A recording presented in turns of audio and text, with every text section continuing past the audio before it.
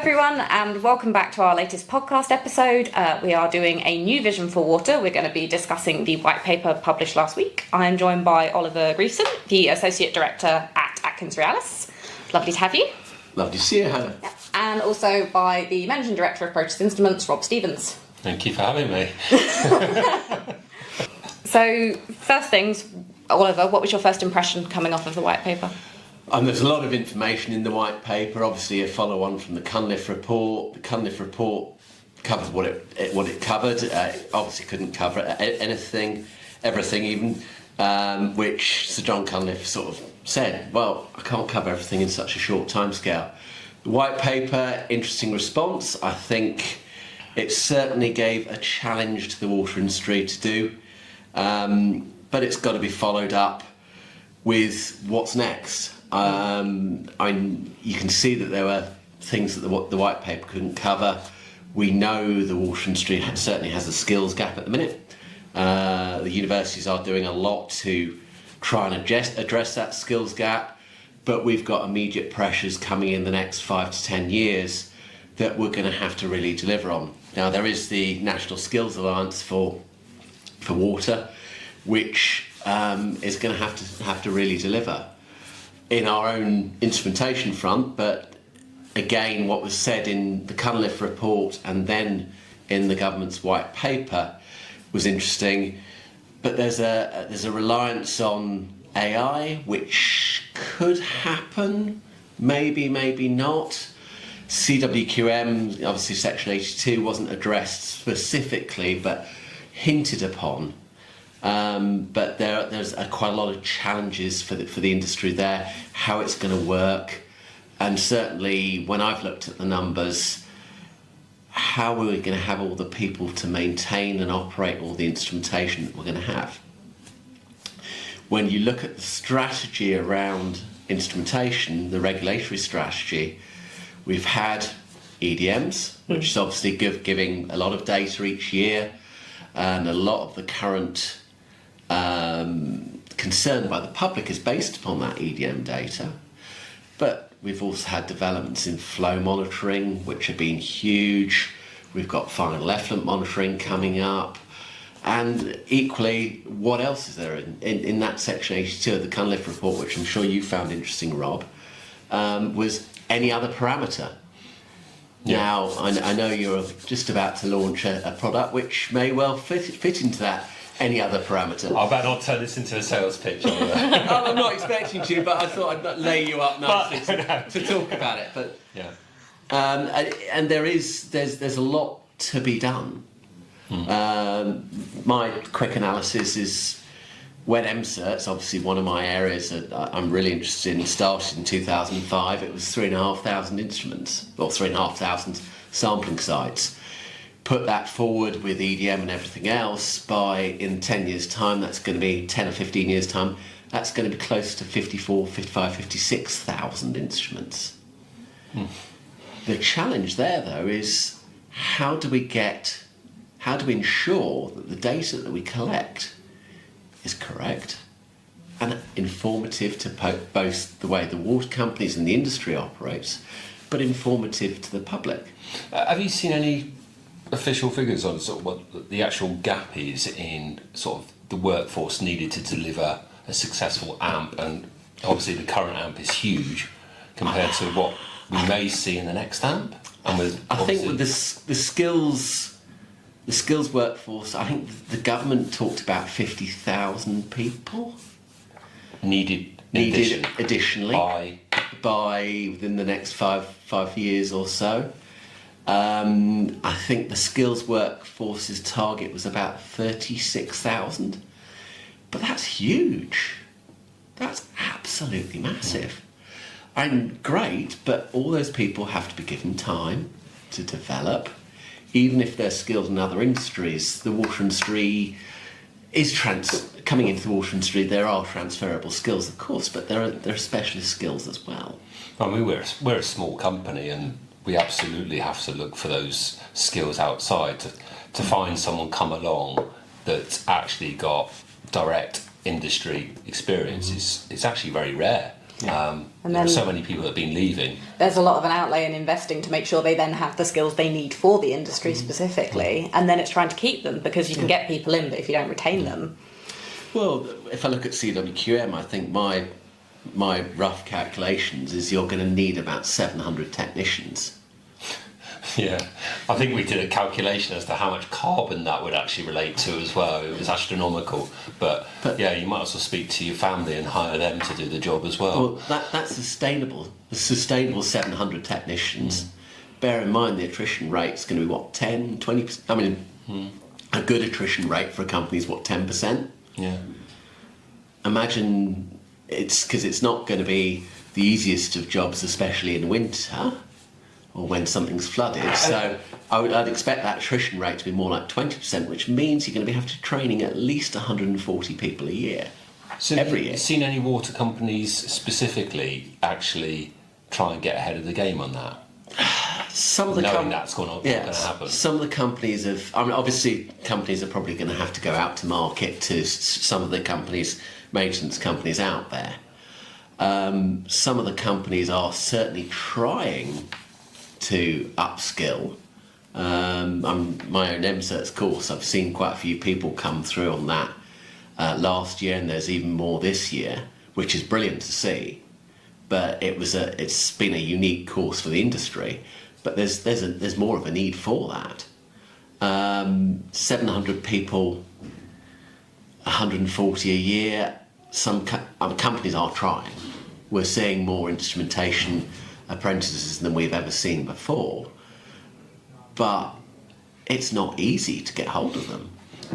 But I suppose historically the water industry's never had that picture of glamour, has it? And probably never will, in all honesty. But you do have these conversations with people, and it's very clear now that the water industry is one of the most exciting industries. And how do we get those people? I mean, obviously, with all the EDM spills, the public opinion of the generalised public opinion is thought to be not great, pretty disastrous in areas, and that's not helping at the minute. But I certainly, when I lecture down at Exeter, I talk to the students about it's more investment than we've ever seen before. And if you're an engineer, there's opportunities to do some sparkling, wonderful, career-defining projects.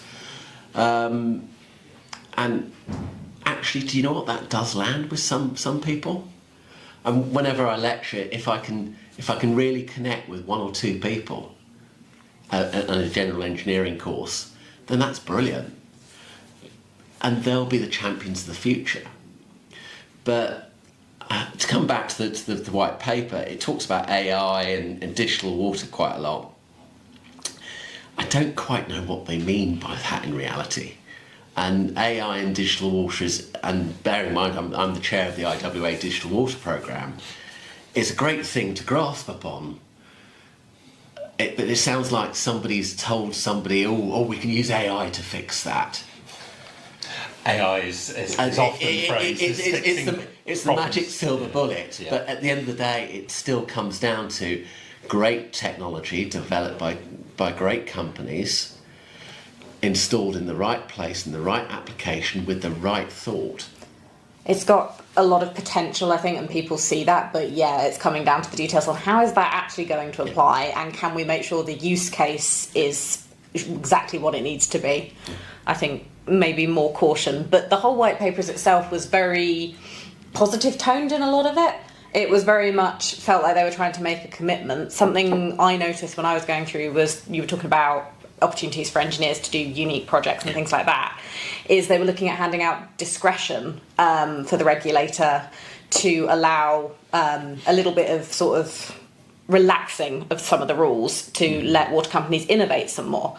And I mean, something we've seen when we've done trials with water companies is they'll do the innovate part, but the scaling up is the problem. Do you think that's going to help in that area at all, or is it just wishful thinking? Don't know in reality. I mean, I don't think companies have ever had a problem with innovation.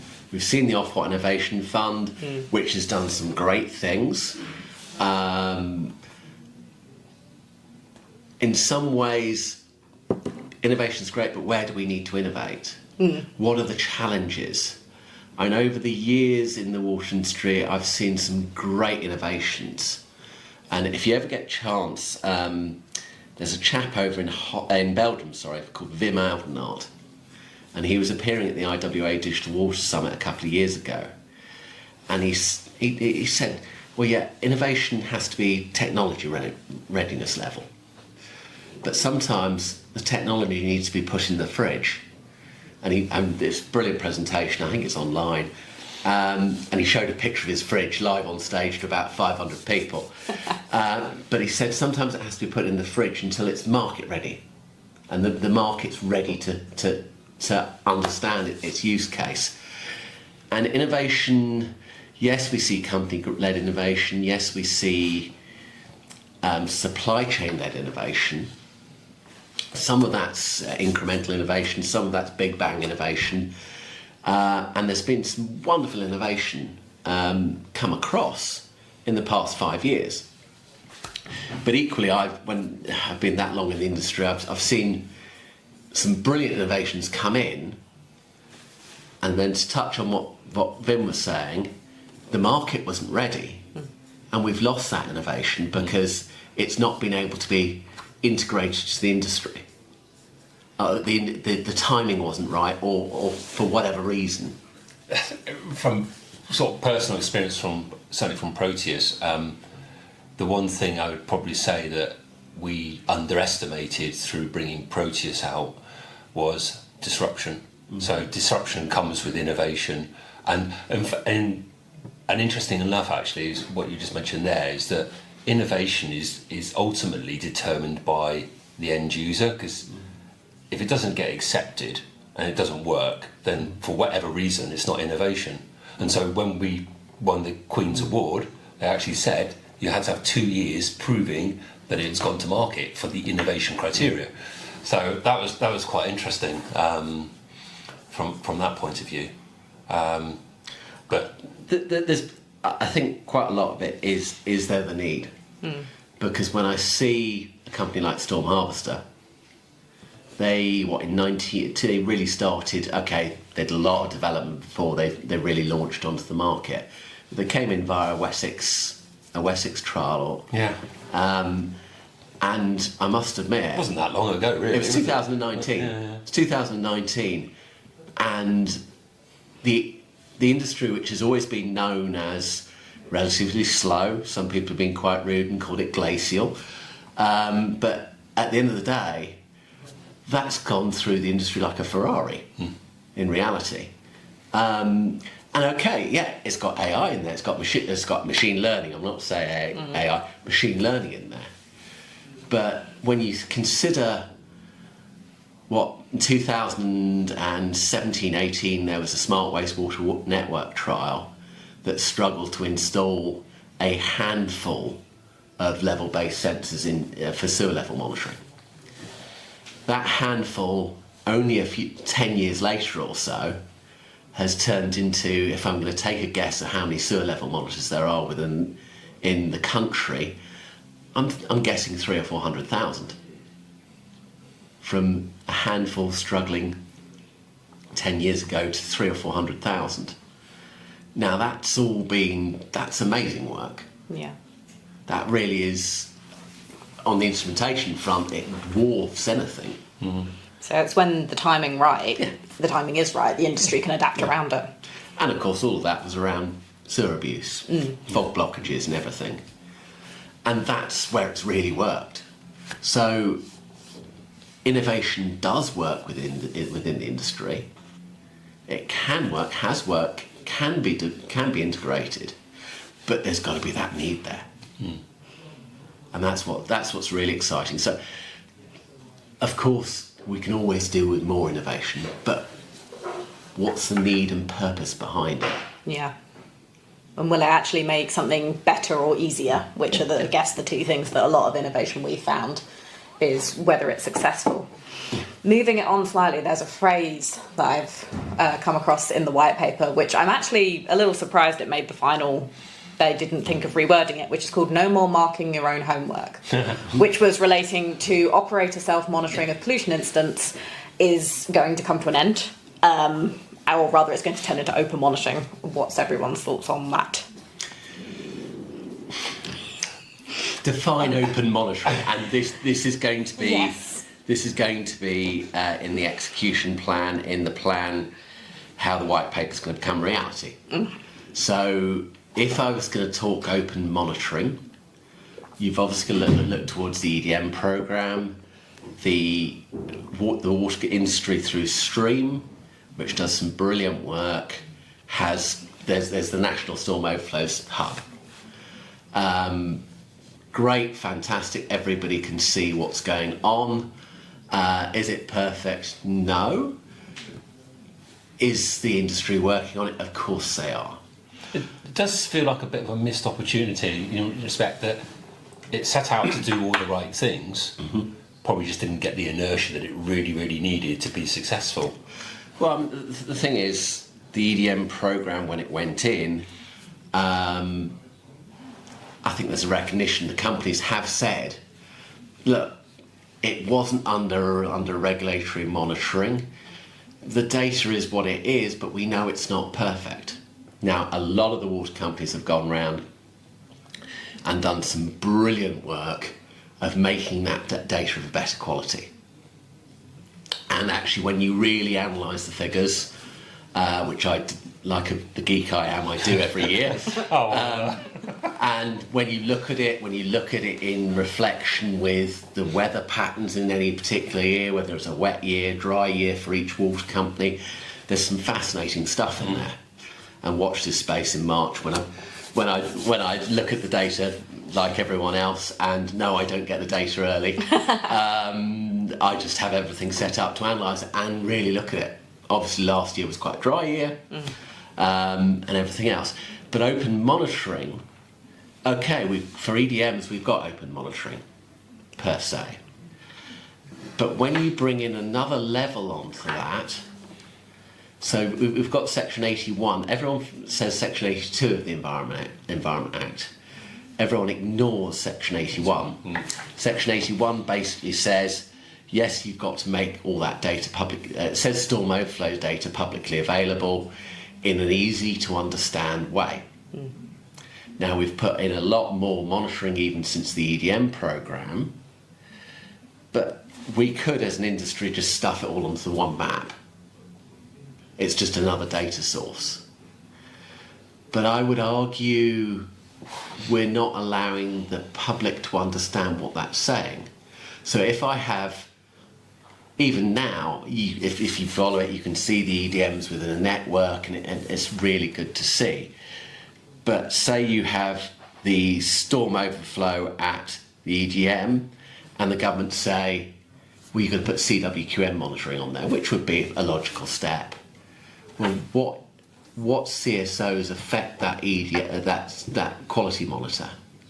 If we start putting final effluent monitoring, what final effluent monitor affects that? And when you look at Section 82 and the CWQM program, it's monitoring the storm overflows, which I think was a missed opportunity. My personal opinion was it was a missed opportunity, and we should be monitoring the rivers themselves, not the storm overflows.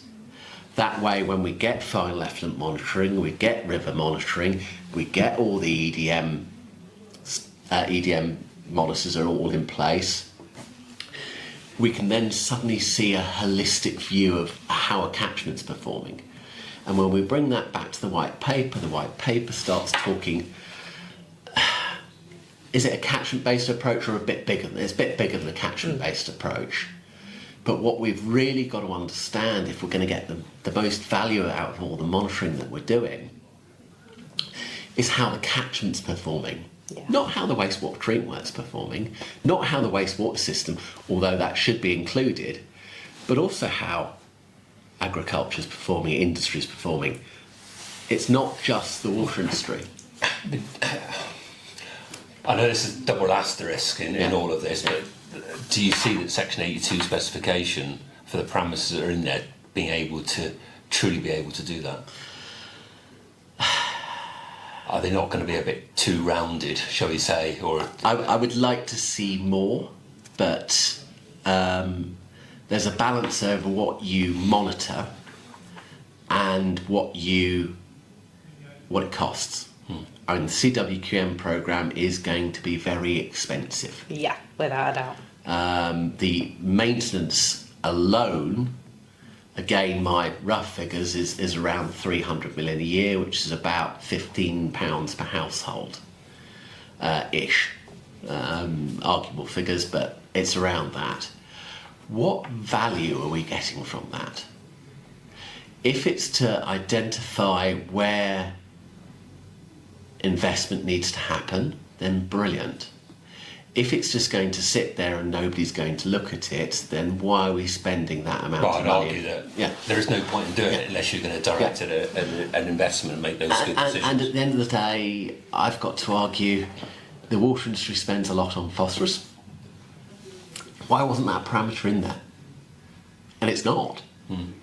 I would like to see phosphorus in there, because it's a nutrient. It's one that we spend millions and millions of pounds. In order to specify two spare parameters, whatever it's referenced to, there must have been an inclination as to exactly what those two parameters must have been. I was expecting that by now we would have had something. I mean, I could put my hand up and have a very good guess. It would have been nice to have had, some guidance by now, whether it was a use your best judgment case, something that fits the catchment. I'm with all this idea of, like you say, we're dumping information onto information, potentially it's going to get quite complex. And for the average person who suddenly is one day thinking, oh yeah, I'll see what the river's doing, if the data doesn't make sense, then we've lost that person. And if we want people to care more about their blue resources and engage actively with that. And again, I get why the white paper focused so much on sewage, and agriculture does play a decent role in there as well. But it's coming back to this narrative, this false narrative, that the only reason our rivers are polluted is because of the water industry, which it's one part of a puzzle. It's interesting in the white paper that it was mentioned about bringing farming under EPR regulations, and that dairy farms should fall underneath that. Now, one of my favourite little case studies that we've ever worked on, and it was completely accidental, we put a Proteus in a very small stream in the middle of nowhere and quickly highlighted with some very significant spikes in BOD and ammonium. And it turns out a dairy farmer was discharging for bi-weekly for the last 15 years, and that changed pretty much overnight. It's a nice little success story, but that's happening everywhere. Yeah, and we won't pick that up with the CWQM programme. But I think that's the missed opportunity. I think it is. Yeah, absolutely. Yeah. That and highways. Yeah. The sonde you've got downstream never works. Why can't we get that to work for highways? Well, highways is a bit more complicated than I know. And there are certain things. I'll defer to Joe Bradley, which I'm sure you'll get Joe in on a few. Joe, if you're watching, podcasts. you'll hear next week. I mean, Joe Bradley would love to see it, and but the highways is such a mixture of chemicals that for sure. I don't know how we'd do it. But at the end of the day, I think the recognition is that the wastewater industry is roughly 40%. So even if we just include agriculture in there, that's 80% of the problem. But is it enough parameters? Probably not. Do we want more? We certainly want phosphorus. Do we want in bathing waters microbiological? Of course we do. And if you look at the report that came out of the NEPC last year, spearheaded by some people from the Royal Academy of Engineering, including David Butler, who I know very well, it looked at bacteriological out of final effluent, and it was a significant proportion. Now, if we want inland bathing waters, are we looking at, okay, what works as having what impact on the bathing waters? Do we have to start putting UV or disinfection in there? Quite possibly. But we want to target decision. Yeah. Based on it is, yeah. Good it data. Is, yeah. If we can get these, but we need to target that because UV is very carbon intensive. Yeah. It's a lot of power. If you start putting UV onto storm systems, which I know some water companies have done, that's very significant. So, given a hypothetical situation under Section 82, Yeah. you've got one of these monitors in, it's measuring DO, turbidity, pH, and everything else. How do you get those parameters to funnel into making a decision to invest in UV treatment? Because you're not measuring E. coli. No, you're not. To measure UV, you're not. At the end of the day, yes, you're picking up. But that's the type of decision we want, Yeah, isn't it is. But I mean, when you look at CWQM, what's it going to actually pick up? It's going to pick up crude pollution events. At the end of the day, it's going to pick up a CSO. It's going to pick up a final effluent discharge, which should be pretty clean anyway. But what's it actually going to do? Now, if we're monitoring the river, maybe monitoring it might pick up some agricultural pollution, maybe. Because if that upstream is coming in before the wastewater treatment works, before the CSO, and it's high before and high after, then surely it's another source. We had yes, the answer to that. I mean, and we're obviously resigned to the fact that the technology in Section 82 states that it needs to be an iron selective electrode for ammonium. So we have also developed. Does it state iron selective electrode? It doesn't. Well, the actual in the document it does refer back to gas sensing electrodes from memory, which is, I suppose, strictly speaking, not correct. Which would be unless you're going to put an analyzer in. Which is analytical. Which I think. I mean, personally, I'd put an analyzer in if I could. But of course, then if you start putting analyzers in, you're going to need power, and it's going to cost a lot more. And we all know that ammonium is the tricky one out of the Section 82 parameters. There's a bit of mystery behind all of this, because if you look at every manufacturer of iron selective electrode, they all state, oddly enough, plus or minus 2 milligrams per litre, or was it 10% or something like that? Yeah, 10%. Everyone says the same. Okay. Now, if you'd have looked back at specifications and manuals going back, I don't know, probably as little as 5 or 10 years ago, they would tell you that that sensor is designed for spot reading only. Okay, and the specification hasn't changed. Now, what's the specification? It's supposed to be a wrapper around long-term drift, or is it actually about spot performance? Because I would argue that an ISE is a lot more accurate than that as a spot device. So if you can work on its accuracy, there is every chance that you could get it way below 2 milligrams per litre. But it hasn't changed. So we might be doing, the industry might be doing themselves a bit of a disservice, but there needs to be that traceability, and schemes like MCERTs will sort that out. I mean, yeah, hopefully. I mean, I know the Environment Agency are working on a product specification for CWQM at the minute, which is going to be brilliant. What else is needed? I know that there's a management system requirement for it, and to me, the MCERT system works because it's a management system that the water companies are used to, have developed, are doing well, and it's compared to developing a new management system from scratch, it's actually relatively easy to implement. More guidance on how to install, I think, would help the industry quite a bit. Yes, we can send out, and actually if I go right back to MCERTs originally, it didn't say you needed to secondary verify the instrument originally. That came in later. As a result, water companies went out and were told, you can bury electromagnetic flow meters. And then 5 years later, when the secondary verification came out, they had to unbury them. Had to dig them up. Had to dig them up, which cost a lot of money. What I would hate to do is have all these instruments installed and the rules of the game the rules of the installation are changed 5 years later, and then we're having to do a whole load of rework. And that's not a good use of customers' money. It really isn't. We're entering a time when we're probably installing the largest monitoring program that the industry has ever seen, and probably ever will see. And it's a massive challenge.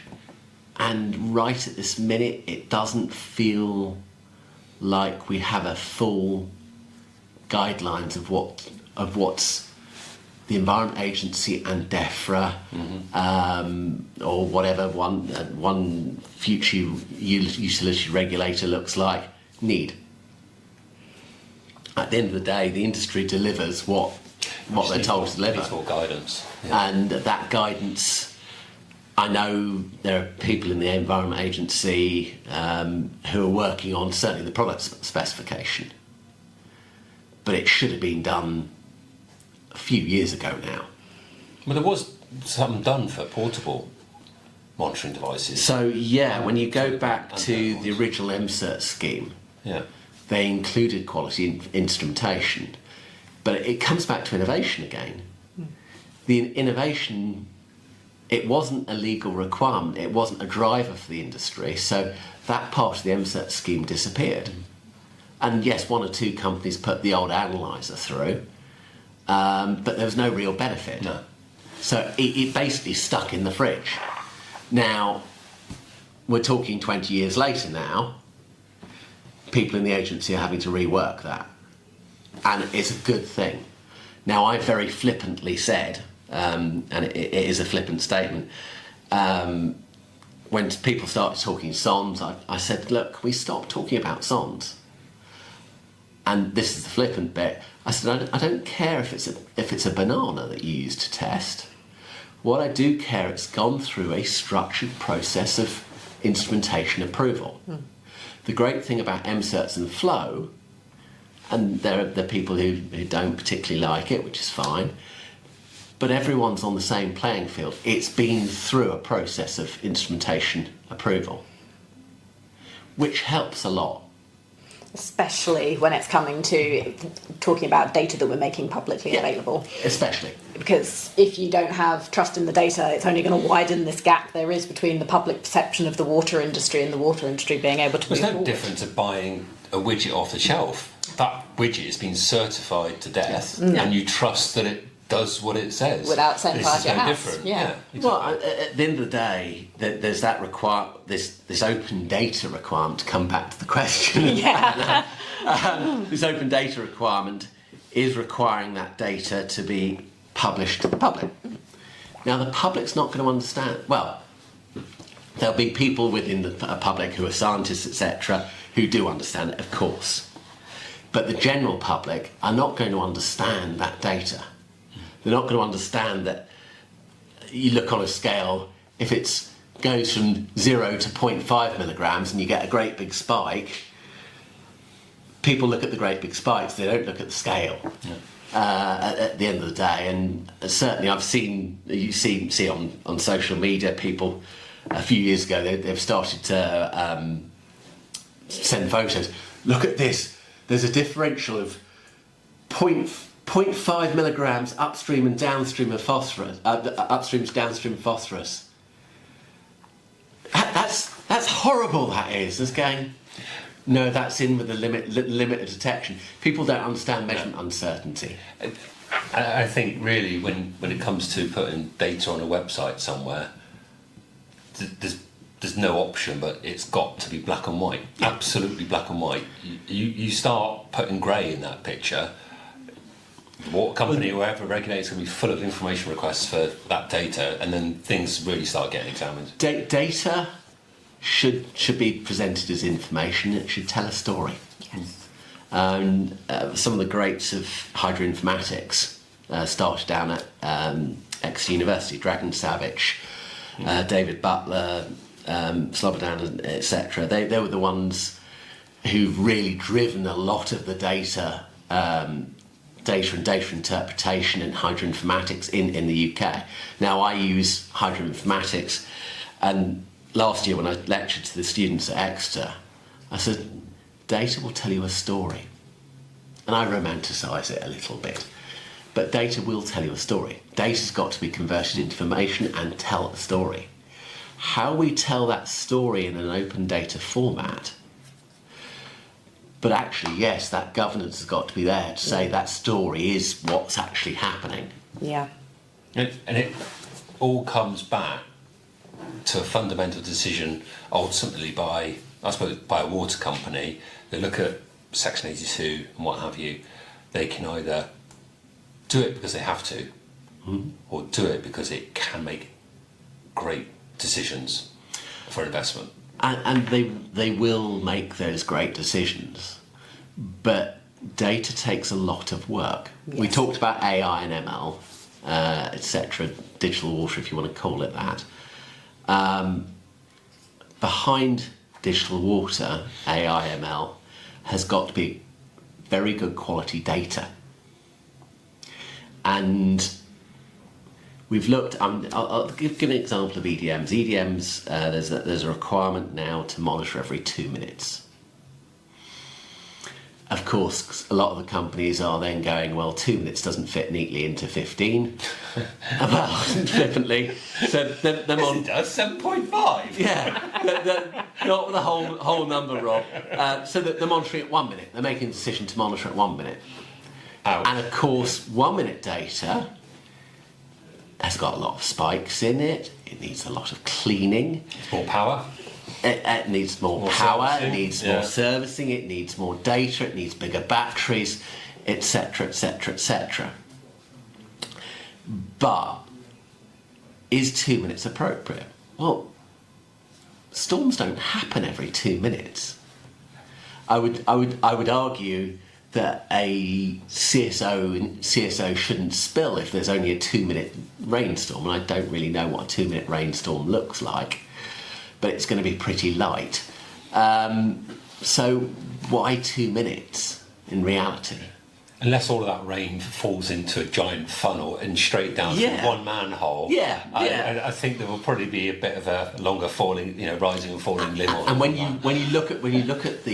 actually look at the data, yes, because of meter errors and everything else, there may well be a lot of very short duration events that are caused by electrical spikes, caused by all sorts. And then when you look at the pattern of the data, that number between 5 and about 20 minutes goes down. And then after about 20 minutes, you start to see true storm events and true spills rather than fake data spills. Yeah. And that's where it's more appropriate. Mm-hmm. So, okay, I can understand you want to be recording it starting every 2 minutes. And yeah, I can understand it that way, and actually most of the companies are actually using a digital signal so they know when it spills and they know exactly when it stops spilling. But it's not easy, and it costs a lot of money. It comes back again to this idea, and we did see it in the white paper, that it's catchment based. Yeah. You could take 2 wastewater treatment works of different sizes and maybe slightly different permits for different things, and they'll react completely differently depending on that. So I wonder if as an industry we do need to make steps towards regulating more bespoke almost, and I hate that word, but it's accepting that if you have one rule for everything, there's going to be problems. Well, it goes back to quite a few years now. There was an Environment Agency, there was an Aquia paper, and it was a proposal by the Environment Agency to work on process-based control, and it was the Opera PBC. Now, the Aquia project was done, and basically it wasn't seen as feasible at the time. How long ago was that? Now you're getting me, Rob. Oh, blimey. It was whilst I was working at a previous engineering consultant, so we're talking at least 15 years ago. Okay. But it was a very, very good concept, and actually I saw it. It was a PhD student at Exeter's PhD thesis. And she did a brilliant job at looking at it again. But it comes back to Wim Oudenaar, and we weren't market ready at that time. I think now we are much more market ready. So maybe we look at variable So has that consenting. been revisited? No, not yet. I think when we start looking at it, when we start looking at final effluent monitoring, start looking at everything else, we will be more ready to look at that again. Now, again, at the time, I don't think the benefits really were there to drive the water companies to do it, because of course would have been expensive to install the final effluent monitoring, to install all the monitoring that we've installed over the past 15 years and maintain it. Now that instrumentation is or will be in place, guess what? I think we're looking at a much better place. So I think we did a bit of a white paper on some feed-forward control using variable speed drives with measuring BOD. Yeah. And the numbers are absolutely staggering. It pays for the instrument within a couple of months in terms of its energy, and that was before the energy crisis and everything else. Everything's gone up. But what I was surprised in all of that, more than that, was the fact that it seems beyond our current level of thinking. It's quite simple. No, it's not. Well, from my point of view, I'm a simple person, like simple ideas. Way back when, I sat down just before a WEM actually with somebody from Hack, Andy Thornton, Michael Dooley, and Simon Mazier from Perceptive Engineering. Perceptive Engineering were doing multivariate process control. So looking at different aspects of the wastewater treatment work, looking at all your instrumentation and controlling the works based upon an artificial neural network. And sorry for being so geeky. And this is multiple locations throughout the works. So this was using all sorts of inputs on the works, be it feed forward, feedback, looking at valve positions, and controlling the works based upon what the multiple different instruments were telling them the way the works was behaving. You'd only really work on very large works. Okay. At the time also the responses are quite slow. Well, smaller works, it wouldn't stack up financially to do it. At the time, Hack were doing their real-time control systems. So very much on process unit, controlling individual process units. Michael Dooley had an amazing instrument at the time, measuring oxygen utilisation ratio and everything else, and doing some.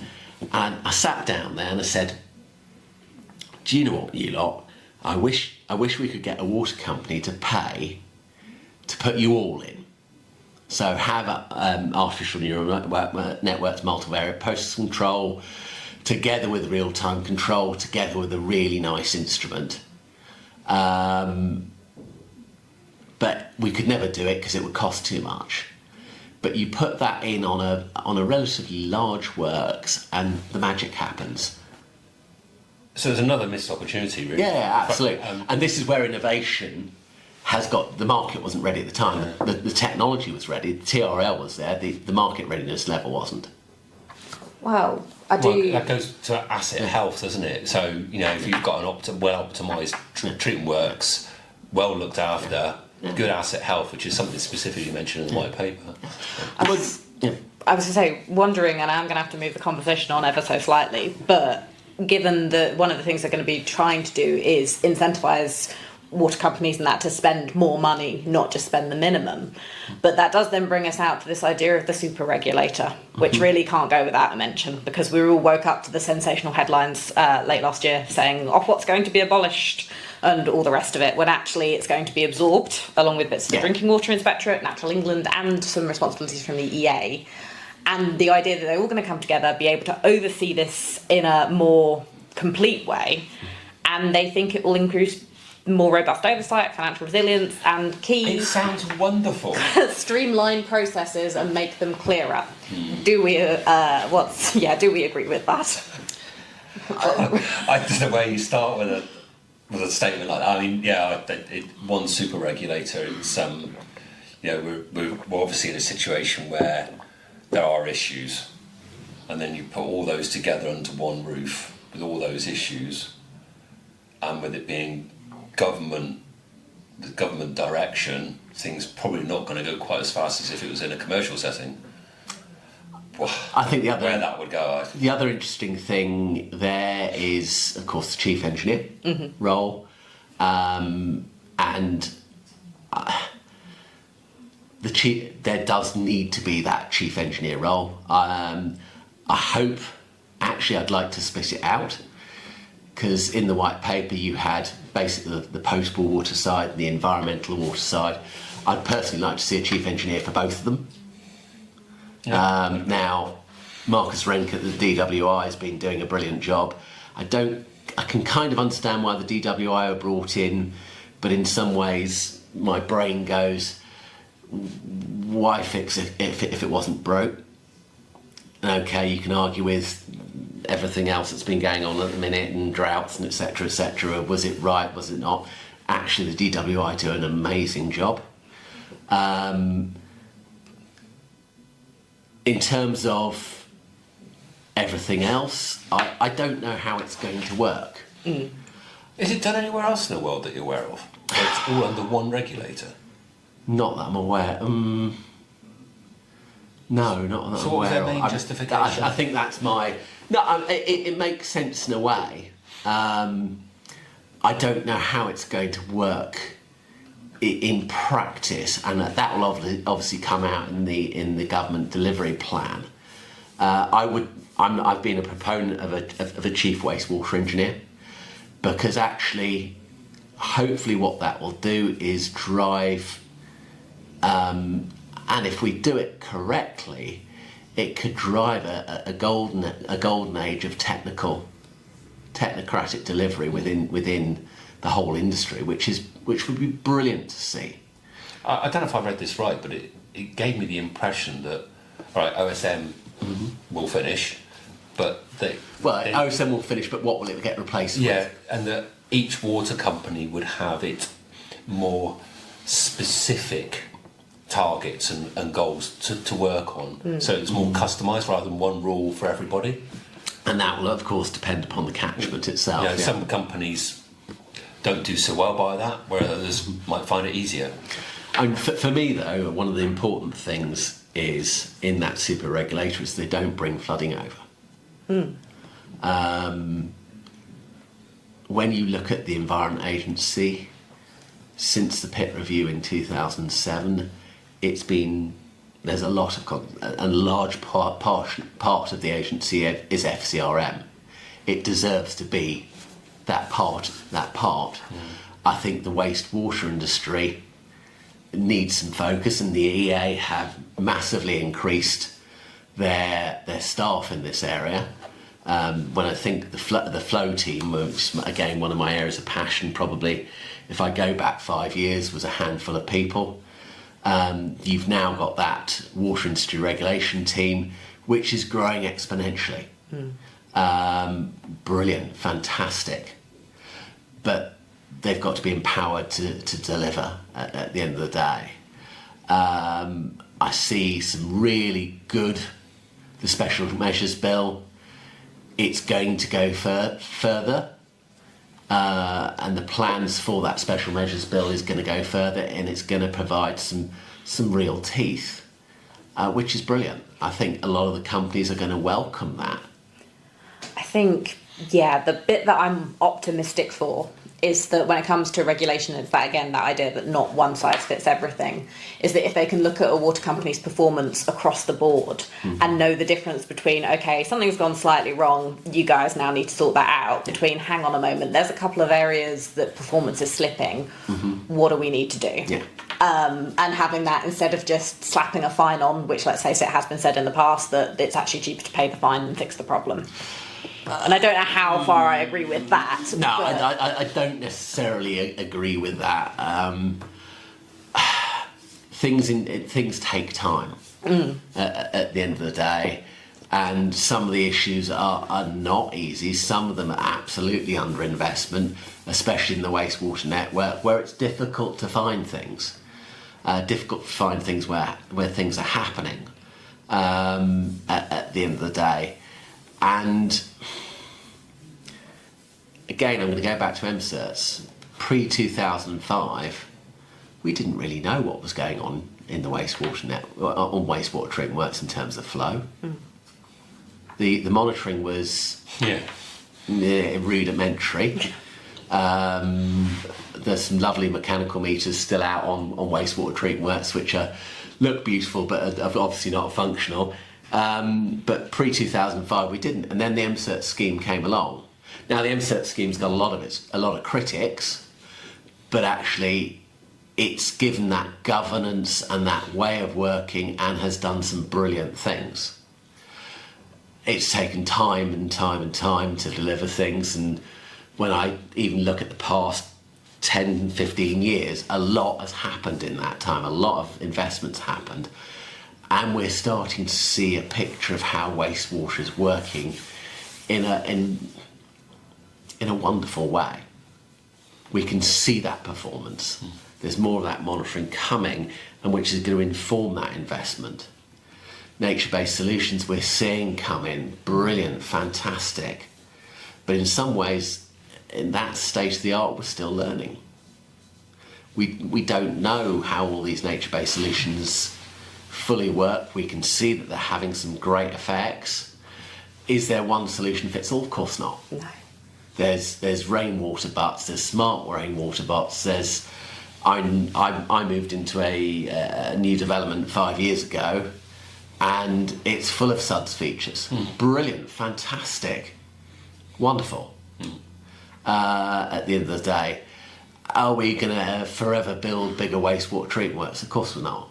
We've got to manage that in the catchment. My partner, my wife, comes from Spain. When I look at, she comes from a city in the northwest, which is very steep.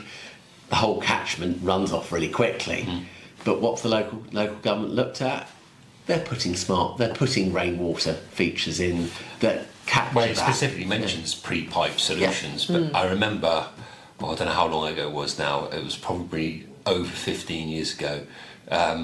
We were lucky enough to work on the first SUD scheme in Britain, and we put flow meters on in the conventional estate catchment, housing estate in Cambridge, and one with and it had one recessed SUDS pool, and the SUD scheme spilled twice in a year.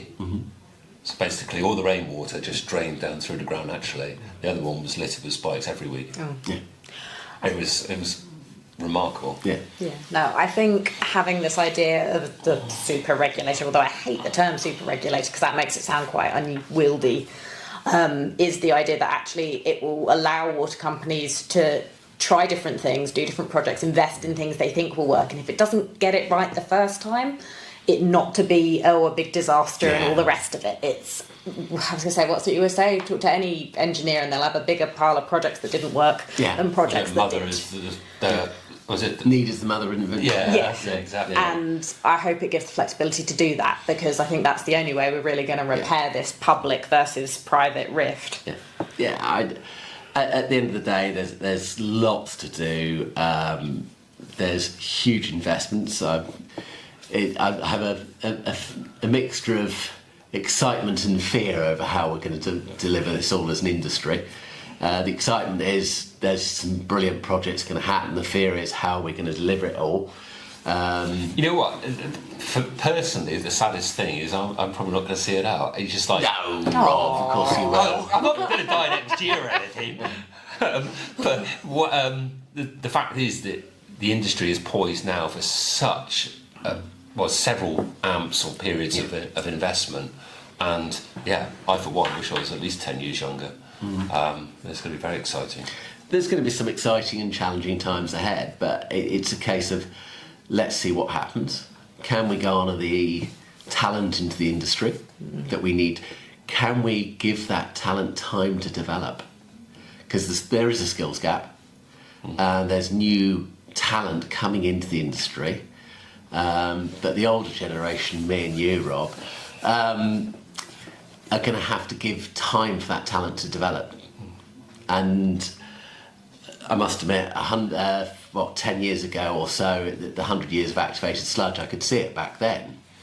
There was a Aqua Enviro conference up in Manchester, and there was this whole undercurrent of, with the younger generation, please stand up and take responsibility. Now, I put my hand up at the time, and haven't stopped ever since, but the older generation recognised that somebody needed to stand up because they wanted to impart that knowledge that they had.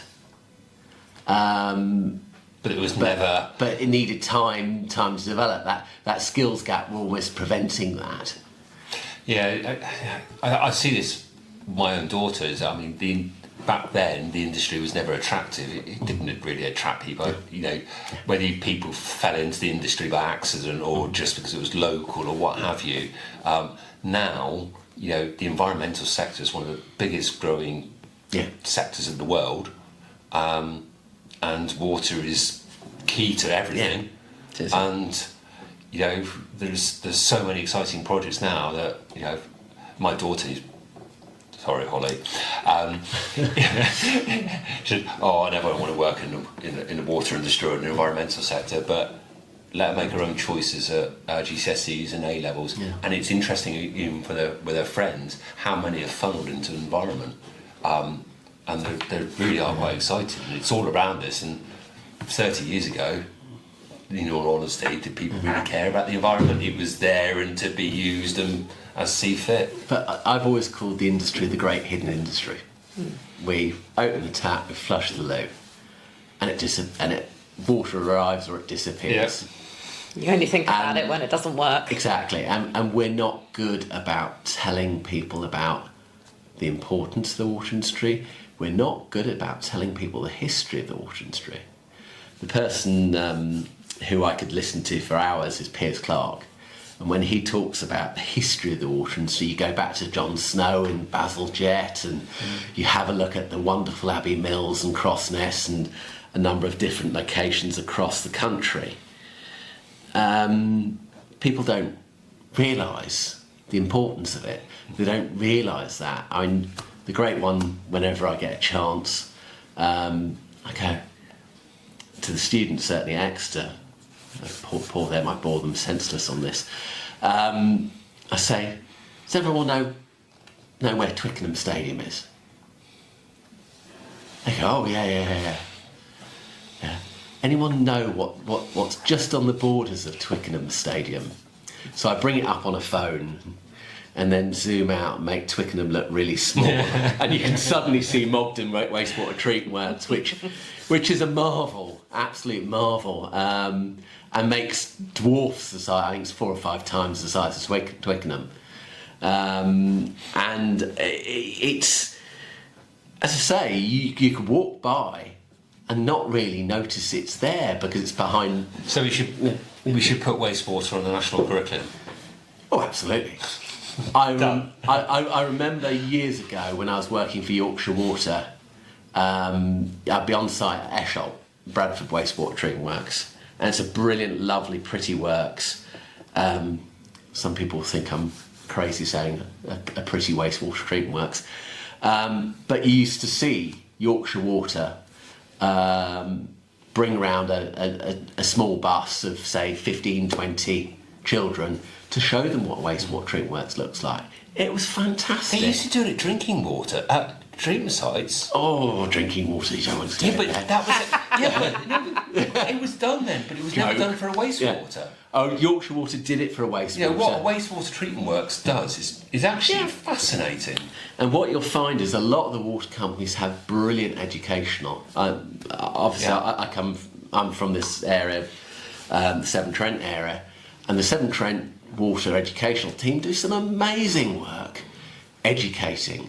So it's all available for schools, and we should educate our youth as much as possible about wastewater, about how it all works. I'm not saying take them round a wastewater treatment works necessarily, maybe, but there's some great. So. Yeah, well, we're a little bit biased, Rob, but I would certainly it's interesting. I mean, my daughter at primary at the minute was taught about the human part of the wastewater cycle, but they stopped. They stopped at the toilet. I was going, I'll come in and talk about it. My daughter went, no, you're not.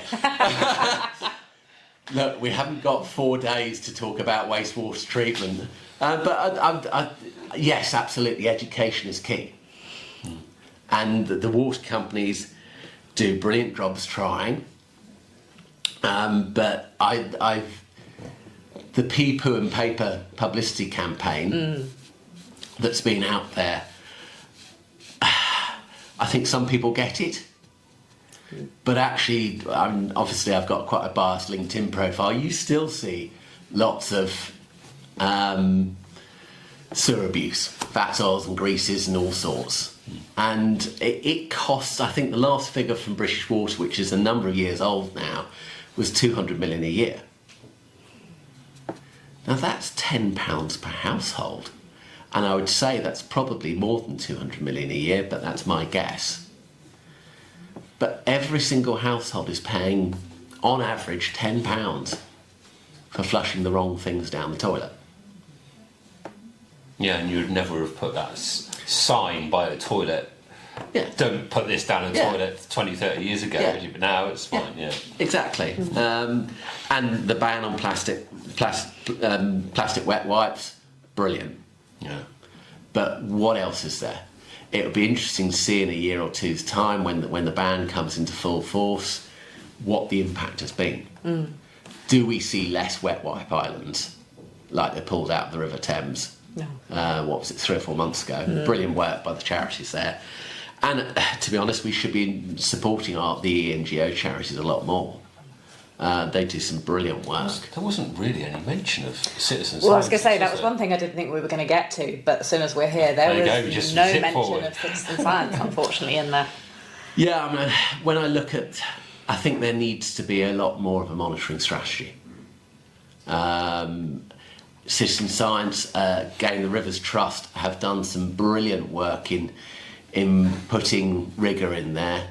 When I look at the Standing Committee of Analysts, I'm being geeky now, who devised the blue books, the methods for the examination of water and associated materials.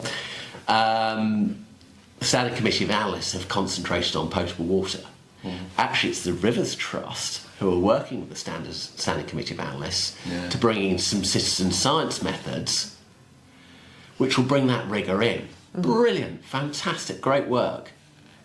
What else can we do? As I say, citizen scientists have been filling in quite big holes in catchment monitoring and also monitoring for things that aren't on that list of 5 things that we're going to measure. Absolutely. And it felt a real shame that, especially given Casco and some of the other national programmes that have been going on, that there wasn't a mention of them.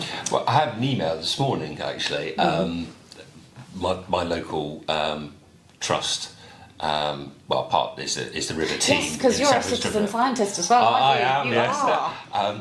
And they've just gone past 50,000 samples. Nice. Wow.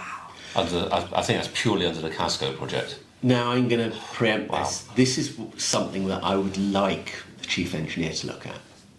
I wrote a bit of a ditty, a white paper about 6 months ago and looked at what's the monitoring strategy for the UK.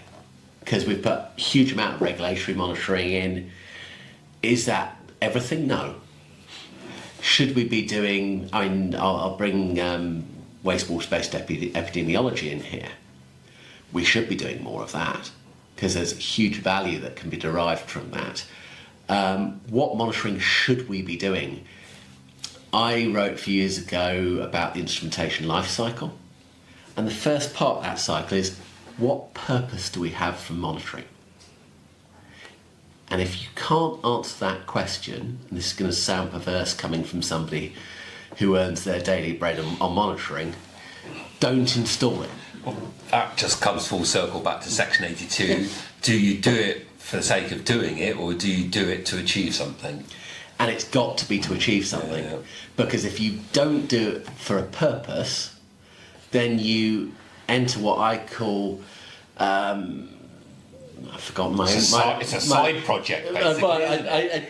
Basically a lack of enthusiasm for monitoring. If there's not a purpose, that monitor won't get looked after. If it doesn't get looked after, it might as well not be in place. Yes. Now, if that monitor's abandoned and switched off, then great.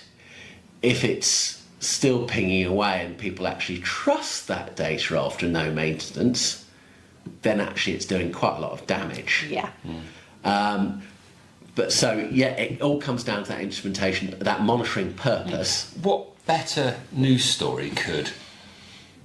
I'd probably argue that any water company, what could they produce? In that, if you showed a long-term record of improvement in all your local rivers, okay, how good is the population that serves under that water company going to be?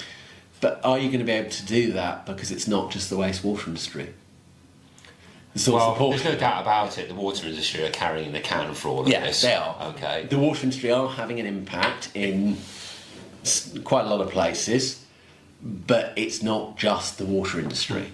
And this comes to Section 82. Why aren't we measuring The river. other inputs, the river, not the overflows? Something really, another little interesting project, and it was purely accidental again. Put another device out in a river, and there was an ammonium spike. Was this your detective story? No, this is not the detective story, but it's kind of a sister story.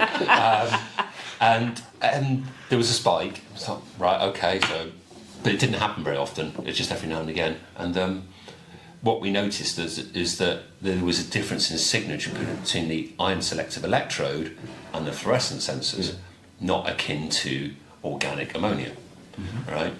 Turns out it was a fertilizer, and we were able to detect that it was actually fertilizer based rather than animal based. Not going to be from a treatment works. Yeah. It was coming from. It was actually a farm at the head of a catchment, as it turned out. See, my blue sky thinking wants to take Section 82, monitor the river, and then we've got some very good models around rivers. I'm not saying it wouldn't need an improvement in the modelling as well as the improvement in the monitoring, and create that digital twin and really put that into the sort of the Gemini principles, the national digital twin. But that would be my blue sky thinking. This is what we should be doing, and have that digital, that online real-time quality of the catchment, and that would be really what I would love to see, and that involves citizen science, that involves everything. But realistically, this is where I think our chief engineer who's going to have to come in. It's going to be, what is our monitoring strategy? This is what we've got right now. What do we need? What are the gaps? What can we take out because it's actually spending money in the wrong place? What do we need to put in? Do we want wastewater-based epidemiology? How are we going to fund that? How are we going to do that? Because, okay, we had the pandemic of 2020, which 2020 to 2021. Now, hopefully it will never happen again. But when it does, what's the impact going to be on the country? When you look at wastewater-based epidemiology in Spain, the success stories in cities where they were doing the monitoring, they had a great system in place, the infection rates were a lot lower. And so that's a massive success story, how to manage a pandemic, because we gave all the planning, that all the local health officials and planning officials were given a great situational awareness from monitoring. That's almost what we need to do for the environment, is have, what is the situational awareness? What is the situation? So if we come back to the white paper and our 10 regional areas, which I think I'm taking from the Cunliffe report, those 10 regional areas, they're going to need to know where to invest. Is it water industry? Is it agriculture? Is it this? Is it that? Is it highways? Is it... So, yes, Cunliffe in the white paper talks about using digital water AI, ML, whatever it may be, I don't think it really knows what it wants there, maybe, because I think somebody's talked about it and said, oh, it would be good too. And yes, there's some companies out there working on it, but at the end of the day, we need to know what the situation is and the true situation. Because if we don't know the true situation, then we're going to invest in the wrong place. And that's what it comes down to. I still think you've got to hook it up with highways and farms. Because if you say 40% is wastewater, you're investing 40% in 40%. What about the other 60%? Well, 40% is wastewater. I think I'm probably slightly off on. It's about 40%. It's about 40% for agriculture. Agreed, it's got to be agriculture as well. But at the end of the day, highways, yes, it would be ideal to do it. And Joe would be telling me off for not saying absolutely highways, but Joe also knows how complicated highway monitoring is. Should we be doing more? Yes, absolutely. But I'll let Joe. Are you aware of any innovation or investment in being able to measure in real time for highways? I will leave that to Jo when you get her in. Because I'm at the end of the day, it kind of reminds me of the metaldehyde project of a few years ago. Over Anglian, wasn't it? No. Anglian did some great work, but I think it was Affinity Water did some great work on the monitoring, but it was basically a portable lab. And I can't remember the company that was. But you looked at it, and it was a very complex piece of laboratory grade machinery in an ISO container, doing the testing, which worked beautifully. But you can't put that on every highway outfall. It's just not feasible. It's not feasible, and actually, that was measuring metaldehyde, not the whole suite of stuff that's running through, potentially running through a highway drainage, a highway outfall. I wonder if sediment characterisation is going to be a part of that. That's a story another day. Bring it when you bring Joe in here to talk. We'll talk sediment characterisation. Right. I think, I was going to say, we can say the white paper had a lot of substance to it. Definitely. Mm-hmm. We've got areas where sort of quite positive, and then definitely some too. If you had one sentence to sum up your opinion on all of it, for both of you, what would it be? Silence. I would be cautiously optimistic. I was pretty much saying the same thing. I said be optimistic, but cautiously. It's a big ask. There's a lot of change on a backdrop of things not working, which doesn't mean because you just come up with this magic idea of fixing it this way it's going to work. There are going to be problems superimposed and all of that as well. It could take 10, 15 years. Yeah. Oh yeah, absolutely. Cause another load of problems. I'm going to put a lot of pressure on the new chief engineer, whoever that may be. They've got a lot of work to do. Yeah. A lot of work to do, and it needs to be somebody.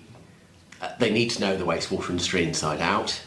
They need to know, and they've got to come in hammer and tongs and fire and brimstone and drive and lead the water industry. And what that will bring is, it will bring that chief engineer in every single company. It will bring it has the opportunity to kickstart a golden age. We had a golden. Bring everybody on board. We had a golden age of engineering wastewater. We had a wastewater a golden age with Basil Jett and John Snow, and actually going all the way to the Royal Commissions afterwards and the start of the ASPs.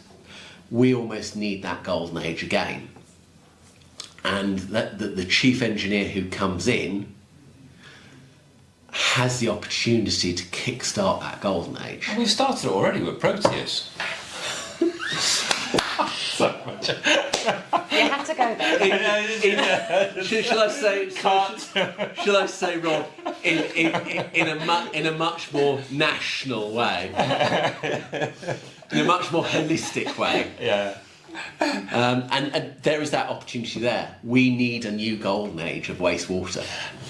Is that like a Jeremy Clarkson moment? And on that bombshell. And on that. And on that bombshell, yeah. No, I do want to say a big thank you to Oliver for joining us. No, It's Big been thank you to really both for having me. And thank you, Rob, for coming back on. Yeah.